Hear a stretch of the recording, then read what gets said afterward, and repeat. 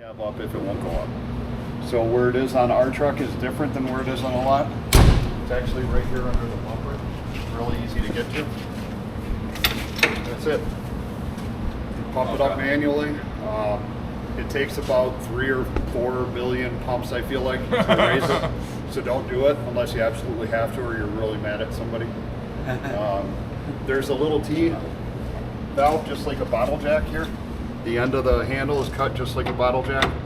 Just make sure that valve is tight, because if it's left loose, the main pump won't work on the truck. It'll just bypass and the cab won't lift. So that's the only stipulation. Chances are you're likely to never ever need to use it. It's just we've made it pretty simple to use if you ever had to. So I'll throw this back in its little clip here. It just sits in the footwell.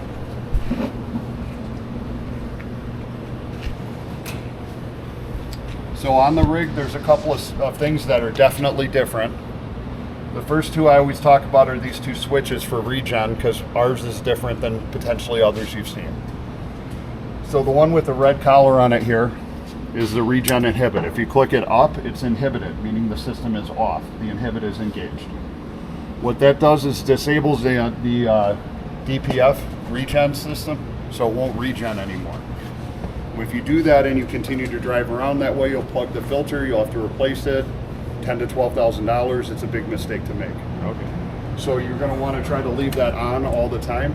So usually, naturally, somebody will say, why on earth would we put a switch there that could cost you $12,000 for accidentally pushing it? It's NFPA. It's required to have that switch. Of course. So it wasn't our choice. We have to do it. Checks out. So why would you disable it?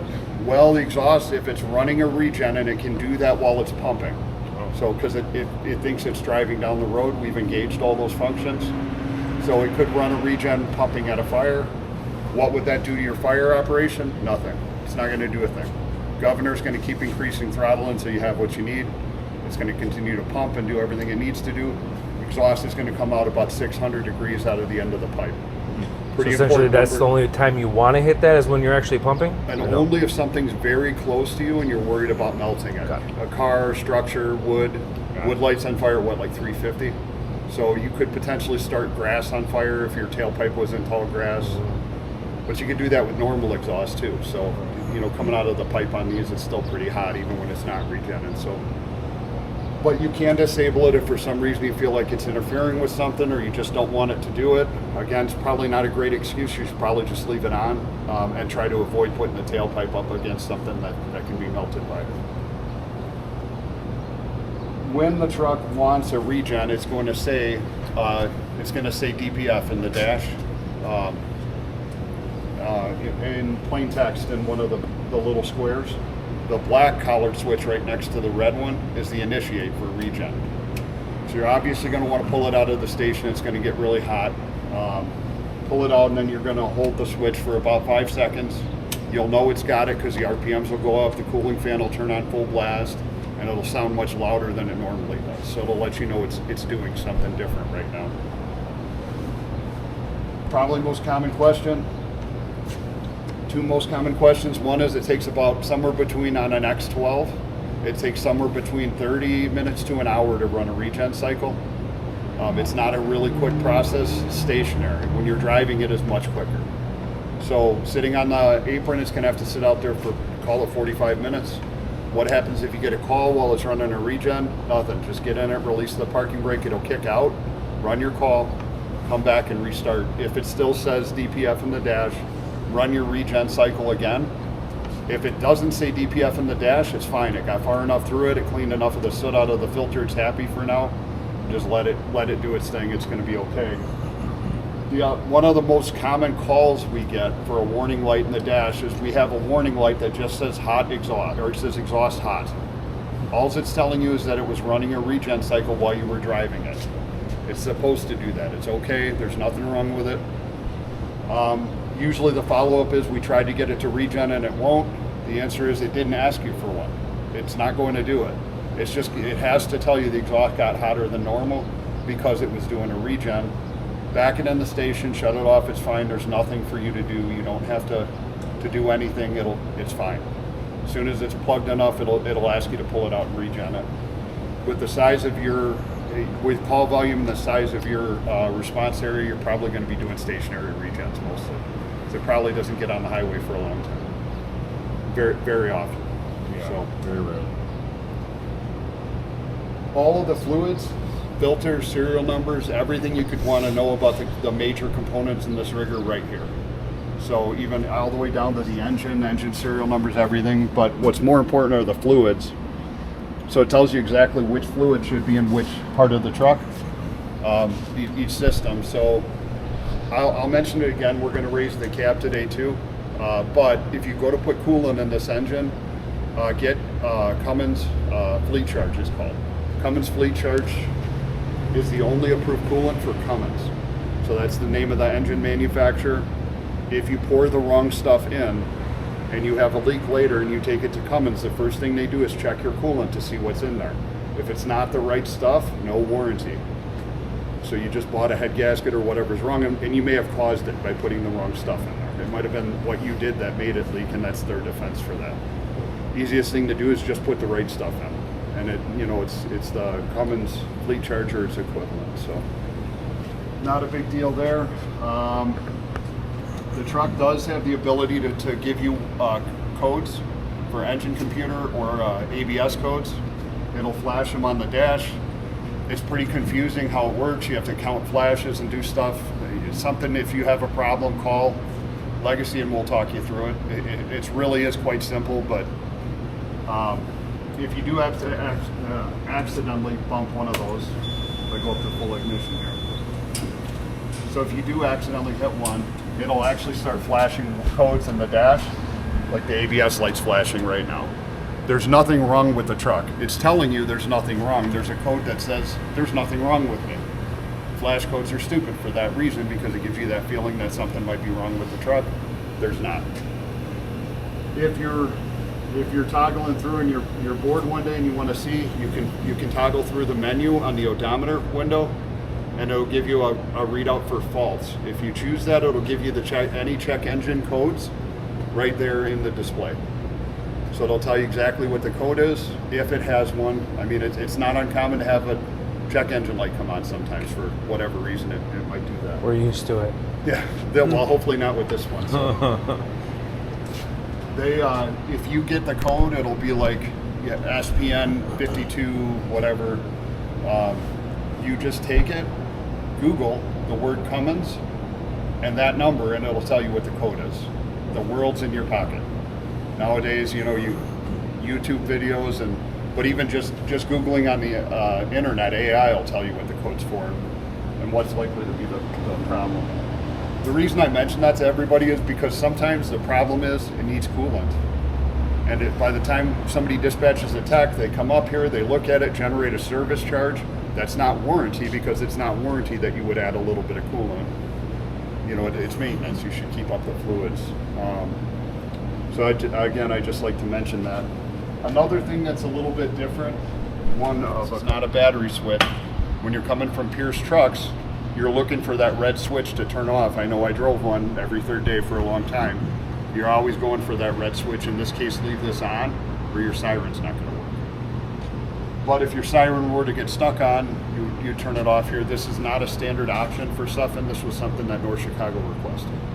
Apparently a siren got stuck on at some point. It was on somebody's list, so and it's probably not a horrible idea, because it does happen. The pump shift on this. Are you there for that? Yeah. The pump shift switch.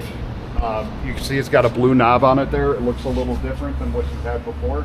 It's because it is a little different. It's electric. There's no air in there. So it's just an electric signal. It's also interlocked. This is probably pretty important, is that if you go into pump and you're still in drive, it won't try. Nobody here can say they've never ground the gears on a pump. Everybody's done it. You've been on the job for any length of time, you've done it. This truck won't grind the gears out.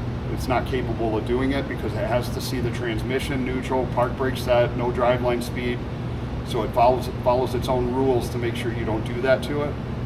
So if you don't get the pump in gear, you exit the truck to go pump, and you notice your governor's not responding, you don't have your okay to pump light, go back to the cab. It's almost always something that you did in haste. So the number one cause for it not to go into pump gear is that you didn't put it in neutral. A lot of people do it. It's an easy mistake to make, because when you set the park brake, it does go into neutral, but the display is still flashing the gear you requested last, because you never pushed the end button. So go back in the cab, take a look, make sure that the neutral's pushed, make sure your park brake's set. If you're on level ground, it won't roll if the park brake's off, but it also won't go in pump. So that's usually what we find, is if somebody says, hey, it wouldn't shift into pump, we go back, run through it, we can test it 50 times, it goes every time. Usually that's where we equate it to somebody didn't push the neutral button, because again, it's happened enough times. And then coming out of pump gear, obviously you got to go to neutral, let the driveline speed go away, and then put it back into road mode. In here,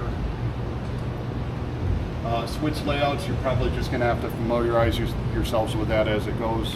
Not really a lot to it. I did mention this display to the other groups. So this is not on right now because it's not plugged into shore power. But this is a touchscreen for the battery charger, and you can change battery settings and all sorts of stuff in here. I would recommend that you don't do that. So there's a display powered up. So it's already set for what it's supposed to do. So it's set. You don't need to push anything. But if you start playing around in there, you can change battery types, which changes charge rates. It may not work right. With the wrong type of batteries, you can actually damage them if you set them on the wrong charge rates and stuff. We've already done it all for you, no big deal. If you do bump it and whatever, that's the home screen. Or if you start playing around in menus accidentally, again, it's not even active unless it's plugged in. So it's not getting in or out of the truck. That's a problem, generally speaking. And nobody really tends to make a mistake of it. I just like to point it out. Don't touch. All of the tires on the trucks on this rig are 120 PSI, every single tire, regardless of what it says on the side of the tire. So the tire is actually part of your suspension system. If you overinflate it or underinflate it, it'll actually affect the way the rig rides. We don't really care about fuel economy. I mean, that's why they do it in cars. We care about ride quality. So if you stay to the 120 that's listed here, you'll get a better ride out of the truck. I'm assuming everybody's gotten a chance to drive it. Yep. It drives like a car. I mean, these things are great, but that's one of the things we find. And it's probably one of the age-old arguments in the firehouse is which number do I listen to? It's always the tag. If you don't want to look at that one, look at the DOT tag. Required by law, we have to tell you on there too. So we're asking you to do that. Our EMS cabinets we make at Legacy, so our fabrication team makes them. You guys actually have the first prototype on a short one. We've never done that before, so we just never had somebody ask for it. It's so you got the first run on it, but not really a lot to talk about there. This is the fluid access door. Normally I'd open it, but then we'd have to crawl through together and look at it. It's going to save a lot more time if I just raise the cab and show you what's not under there. So that's what we're going to do. You got transfer storage here, which you can access through here. You guys have a couple pike poles in here. Access from either side.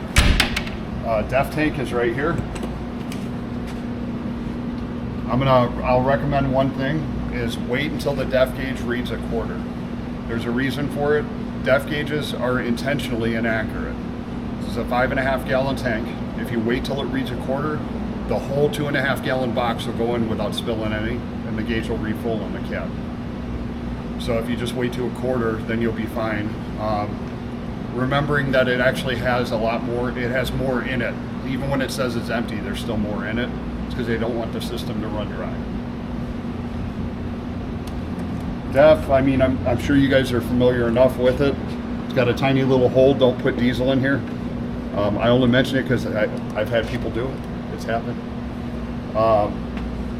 So we're talking about, so the joke is if you got to get a funnel to put diesel in your truck, you're doing it wrong. Don't use a funnel to put diesel in anywhere. True story. If it wasn't something that actually happened. The pump module, it's a pretty simple push-pull design. Reed asked us to get you a label for this one. Right now it's lit up, so you can see it says large diameter discharge. We'll just put a little sticker here that says the same for you. So when it's not powered up, I guess you'd know, or it'd bring your eyes to that area. Governor's an FRC Pump Boss Max. So this is a brand new version of it, but it works exactly like all the others. Spin it up for higher throttle, higher pressure. These are all your gauges for the engine. You can't really read them. You're just little green blobs. But if you push the menu button, it'll actually cycle through all of your gauge readouts. So you can actually see what everything's working at. And if you just wait, it'll time out and go back to the normal screen. Or like right now, it's not in pump gear, so I don't have engine control, and obviously the engine's not running. If you push and hold the menu button, it'll bring up the user menu. There's a lot of things you can adjust in here, like presets. It does have a clock. You can set the time accurately. I guarantee it's not accurate right now. One, it was built in Pennsylvania, so it's at least an hour off. And then to return back, you just push menu again and it'll come back. So the governor itself defaults to pressure mode. You don't have to push the button. As soon as you put it in pump gear, it's in pressure mode. Just turn the throttle and go. It does have RPM mode. Anytime, this is more NFPA 2, but anytime somebody's on a hand line, you need to be in a pressure protected. You need to be protecting them with some sort of pressure control. In this case, the governor in pressure mode. And it just uses a couple little sensors in here. These little guys here to read pressure. So if in the wintertime that froze up and it didn't work, the pump governor won't work. It's just not gonna work. You're gonna get warning errors. People say, well, I have the hose lines are off, I've got to send water, what can I do? Put it in RPM mode, it'll work, but remember you have no pressure protection, and that is out of service criteria for a fire truck. So, because it can be dangerous to people on hand lines if you're not careful. All of the linkage in here, this truck's brand new, so everything is really neat and clean and organized. After a while, it doesn't look so neat and clean anymore. Usually the number one reason is people spraying grease on linkage in here. It does nothing for the truck. It doesn't benefit the valves. It doesn't make them move any easier. It actually makes them move harder because it collects dirt and makes everything function harder. Not to mention all of our linkages, the little ends on there are non-greasable. They're designed to run the whole life cycle of the truck without ever putting any oil on it. So if there's a problem, it's probably not there. Chances are, if you have an issue with a push-pull valve, this is the problem right here. It's dirt, because it just collects road dirt when it's driving around. Easiest way to clean this is transmission fluid on a rag. Just wipe it, put it back in, it'll be good to go. Or you can spray dry lube. Don't put white lithium on anything. In fact, if I could put those guys out of business, I'd love to, just because that stuff is terrible. As far as collecting dirt goes. All your drains are just lift. And then you have air prime on the rig. So it's using chassis air to create a venturi to pull your prime for you, should you need to draft. I don't think you guys draft very often, though.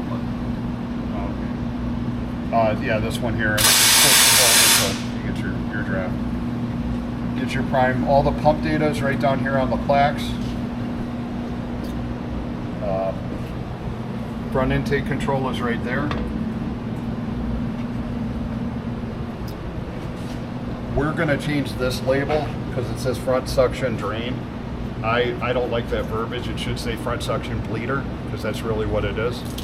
It's to let the air out when you connect your LDH. So I'm going to get you a new tag for that, just because I don't like the way that feel like it could be confusing to somebody. So pump drains right there. It's just a push-pull. Yesterday they asked about manual pump shifting and overrides and stuff. There aren't any. So with the new interlock system, in order to use a cable shifter, it's like a 35-step process that includes turning the truck off. And I'm going to tell you that for a reason. If it doesn't go into pump gear and you go back to the driver's seat and it's nothing you did, you went back to the start, redid it and it still doesn't work, move the truck out of the way. There's no way to force it into pump, and even if I gave you a cable attached to it, you still wouldn't be able to override the system because it's not going to let you. It's using a tremendous amount of air pressure to hold it in pump gear.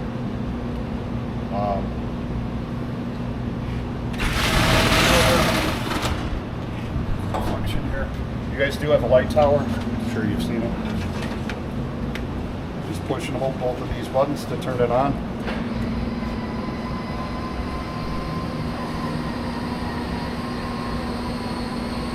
And you can just run your lights on and off. So one thing I would say with this with caution, when it comes time to put the light tower away, and I stopped it short because I didn't want to put it up into your rafters, but when it comes time to put it away, just push the park button and let it do its thing. You're going to hear it make all those ratcheting, clicking noises. That's it finding its way home. It's okay, there's nothing wrong. You hold the two up buttons down, or no? You hold both to turn it on. Gotcha. Yeah, that's to turn it on, Okay. and then obviously it's different stages of the tower. So the lower stage and the upper stage. Got it. When you put it up, if you put it up next to a tree branch or something very, very close to it, if I were you, I would try to get it below that, considerably below before I push the park, or I'd climb up with the remote and manually bed it. The reason is when it does, if you're rotated and you got it just where you want it, it has to do its own little rhythm to find where the ends are and then come back and park. So it may rotate the wrong way and hit something, even though you never rotated it into it. So probably the best thing is don't put it up into tree branches if you can avoid it. You know, it's probably the safest, but you don't always get to choose where you're going to use your equipment. For that, there's no generator switch or anything you have to... Nope, it's all DC, so no generator on the truck at So all. even just in road gear, it'll work? What's that? Even just like in road gear, not even in pump, it'll work? Yep, yeah, right now we're in road gear. So yeah, it'll work anytime you want it. That's only tied to like parking brakes, so parking brakes got to be set, but other than that, it'll work. It is tied to the door jar circuit, so if it's up, it'll warn you. Probably a good thing to mention, you do have a silence button for your alarm system, so it'll beep to let you know a door is open, and you can push a button to tell it I don't want you to beep anymore. Just I wouldn't get complacent with that, because that's the time the light tower's up, and that's $26,000 we back into a station. We've changed enough of them for customers. I can tell you it's never a good phone call. To your insurance company to tell them how much money you need. But anyway, roll-up doors. These are Amdor, nationwide product. It's not a big deal. But when it comes time as far as just weekly maintenance or monthly or yearly, you don't need to lube these up in any way. Just wash them out with truck soap and water. Just get the dirt out. The dirt's what's making the door roll. See, now they're really nice and smooth. They're brand new. Get a couple years on it, a couple winters on it, you're going to have salt in there and it's going to be nasty.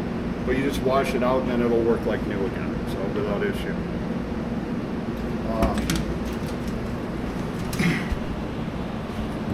Fuel fill is here with the rear bottle. It is sealed. It's got a seal to separate the two. I like to mention, when you fuel the rig, make sure you take the extra couple seconds to let the fuel nozzle drip before you take it out. The fuel takes these graphics off and it looks all saggy and nasty in no time. So if it's sloppy, you know what I mean, just take the extra second and tap the nozzle.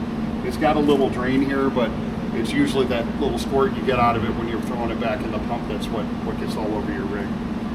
So if you see diesel there, and it'll ruin the little rubber seal here too, it'll end up all bowed out, nasty looking.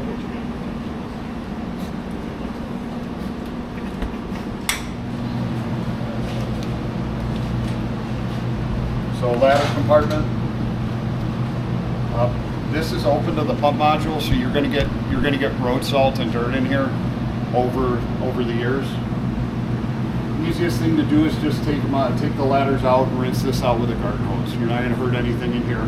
There's nothing that can really be hurt with that. And it'll help your ladder slide in and out on these fiberglass slides. So make your life a little bit easier there.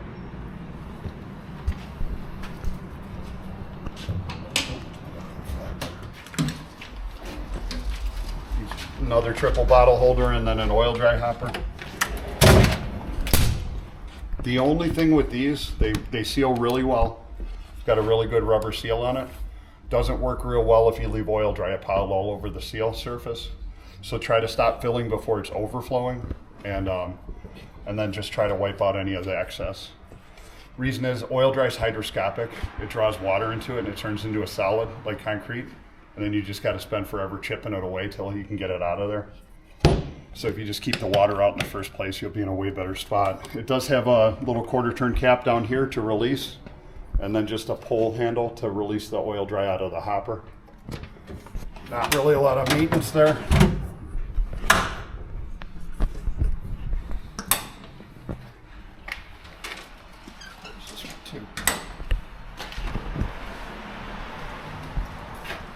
Normally I'd open the door on the side of the pump module, but we'll look at it from under the cab. It's a little better to see in there anyway. I did want to point out that you have, this is your front intake drain. It opens both valves, it's air controlled. This is the only spot to open the front intake drain. So that's where you would do it. I'd probably leave it in a closed position, otherwise you're going to be spraying water from both sides of the axle. But if it's coming out there, you probably know the switch might have been left open. That's separate from the front intake bleeder. Yes. Yeah, that actually is just for, it's kind of annoying that it said drain on it. That's why I want to change the verbiage. These are the only two actual drains. But would that not bleed the air as well? It's at the bottom of the pipe, and you won't get all the air. So you want to be at the top of the pipe if you can to bleed air off of it. Yeah. But you're 100% right. It would get rid of probably 90% of the air, probably maybe even more. You know, because as it's pushing the water, it's got to push the air through too. Relief valve for the front intake is right here. When I raise the cab, you'll be able to see it better. I'm just going to close the door so I can raise it. You have to have the batteries turned on to raise the cab. It's not tied to that. So cab tilt is this guy right here. I know we raised the cab in here a couple times, so we should be in good shape with it. We'll be back up far enough. Oh, you know what? I didn't forget this.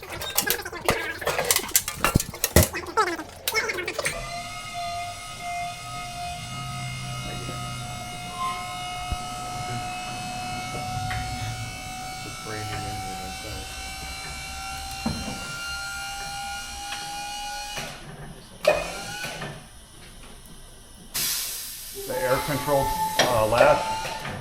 There it is, it's locked in now. So that's just the switch right here. So if I turn it off, it'll just come right back out again.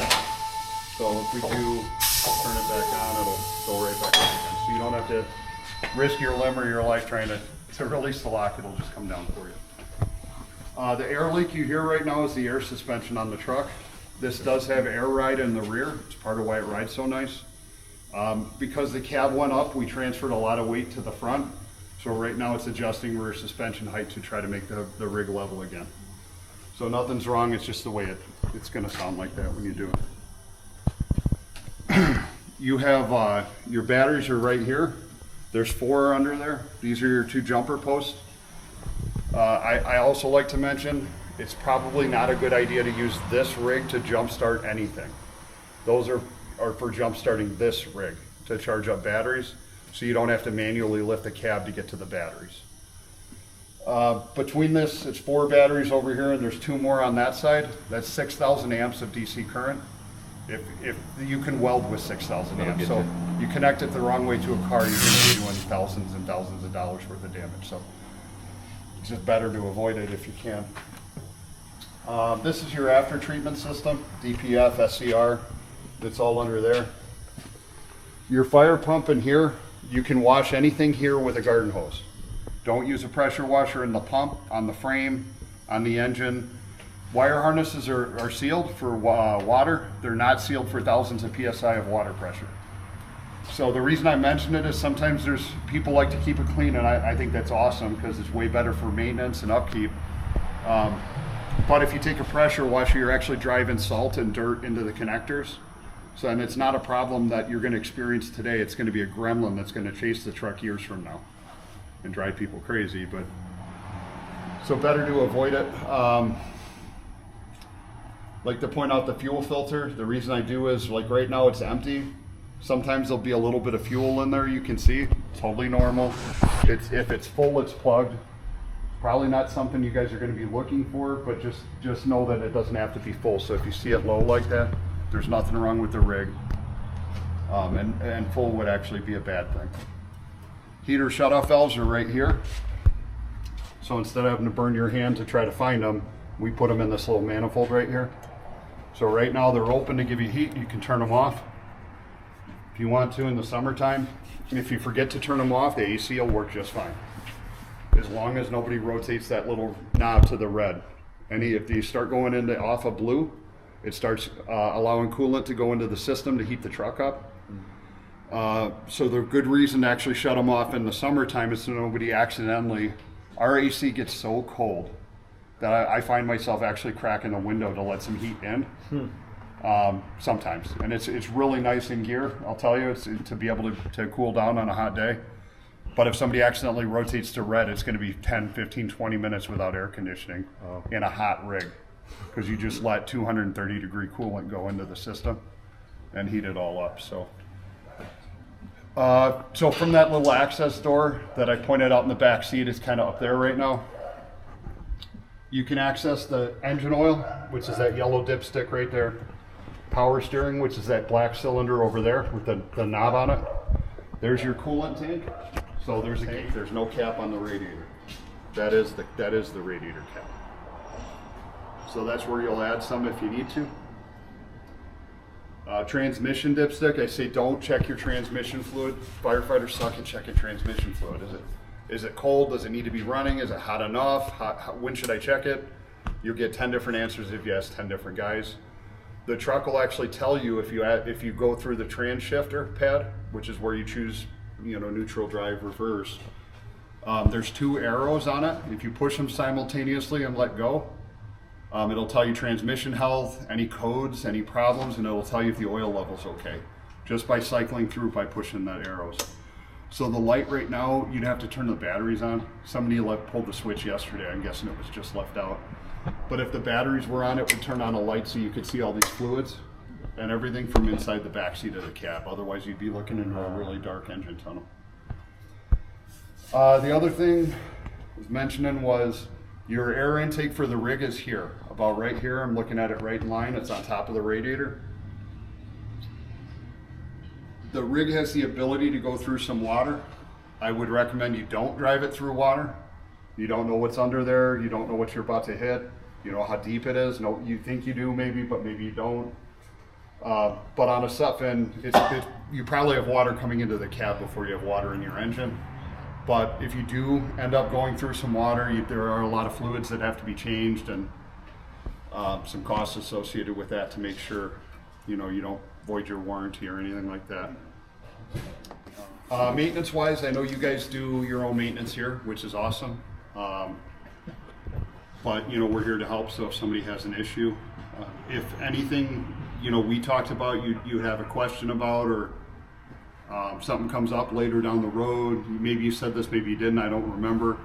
If you call Legacy, I'm the only Ben there. If you ask for Ben, you'll get me. If you have any questions, I'll be happy to answer them for you. We're here to help you make sure that this rig gets a good long life. I didn't point it out the last 2 days, but there's clear tubes, right? You can see them from there too, because they're on both sides of the cab. There's clear pipes. There's 2 more over here. Those are drains for AC condensate, so it doesn't drain into the cab. It'll drain under the cab, kind of along the frame rail. So if you see water puddles in the summertime, that's probably where it's coming. As long as it's not pink, because coolant on here is pink, it's probably okay. The other thing I like to mention is, right now this is brand new. Everything is exactly where it belongs. Zip tied, it looks perfect. It's just what it's supposed to be, and it's made to be this right here. But if you don't often look under here, it'll be very hard to spot a problem. So I encourage people, raise the cab on the weekly, take a look under it. You know what I mean? Make sure the belt's not coming off, or you got problems, or stuff, exhaust leaks or whatever might happen. And then What else was I going to? Oh, again, you can spray water here.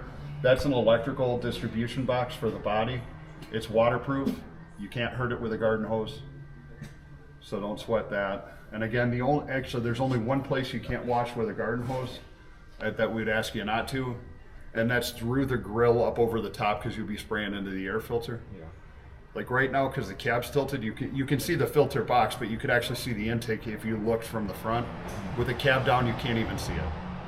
It's so high up over. So washing the truck isn't a problem. You're not going to get. Right now would be the problem if you washed from the front. You can spray right into the ember separator. This line, which is actually your front discharge, there's an auto drain right there. It's spring loaded. It's a gold valve. There's a black hose sticking off of it right there behind the bumper. When you use your front trash line, when you charge it, it'll force that valve to close so it doesn't leak. As soon as you take pressure off the line, you shut it down, open the nozzle, it's going to pee like a horse from right there. There's nothing wrong. It's supposed to do that. It automatically drains to make sure you don't freeze up your front discharge. So if you see water leaking there, and you're not really using that line, could be the valve is leaking, it could be somebody didn't close it all the way, could be something like that. Engine oil fill is actually right here if you have to put any in it. Is that a specific one like the 15W40? Yeah, you guys, it depends on what you guys are going to use. It's pretty much any certified oil is good for the most part. I'm sure Cummins would like you to buy a specific model and brand, synthetic or something, I don't know, but anything that's approved with the same rating and it's on the data tag. it doesn't do it? Yeah. These were those other two batteries I mentioned. They're under this cover. They're kind of stacked. And then this is that def tank we were looking at from through the little door. Do these batteries control specific things, or is it one? There's one isolated battery for ECM power, but it still controls the rest of the system too. But so technically it's 5 + 1, but 6 total. It's just something you do in manufacturing for clean power for computers, so they run better. When you guys lower the cab back down, you want to hold that switch down for an extra couple seconds to make sure these little locks get a chance to lock. It's just when it's all the way down and it stops moving, just give it a 3 count. That's all it needs, and you'll be fine. This is SteerTech front suspension. That's what gives it that really awesome ride quality. Also gives it a 45-degree turning radius, so it turns really nice. Hopefully you've gotten a chance to experience that as well. We get nothing but compliments on this suspension package. It's all made by a company called Hendrickson, but they do a hell of a good job on it.